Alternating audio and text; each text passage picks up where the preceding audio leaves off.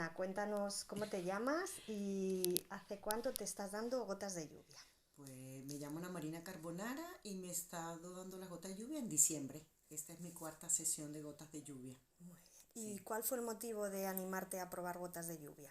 Bueno, yo las conocía, ¿no? Porque bueno, también estoy en el mundo de los aceites esenciales y sabía que era es una terapia muy buena. Lo que pasa, claro, te la tienen que aplicar, ¿no? Porque uno pues necesitas que otra persona te la aplique.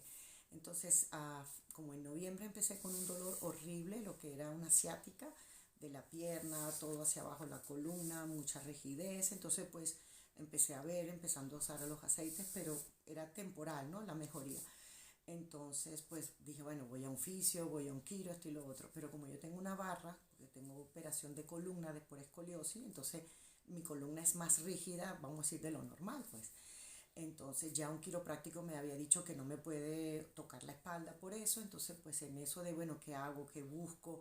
Revisando un poco las emociones y todo eso, pues recordé, porque yo sigo a Rosy por Instagram, ¿ok?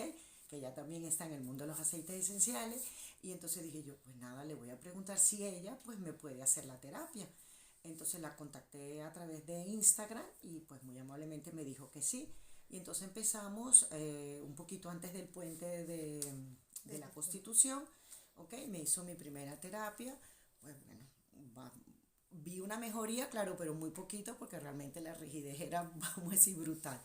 Aprovechamos el puente, hicimos dos seguidas y luego a la semana, ¿no? Una vez a la semana. Esta sería mi cuarta sesión y bueno, de verdad que el cambio súper, súper, o sea, tengo ya mayor movilidad, me duele muy puntual, esta vez por lo menos ahorita pues nada, o sea, totalmente me siento muy bien. También hemos complementado por sugerencia de ella tomar BLM, que ayuda a la parte de ligamentos, músculos y huesos, y también llevo eso, sí llevo poquitos días, 2, 3 días, pero también he notado un poquito más de flexibilidad y eso.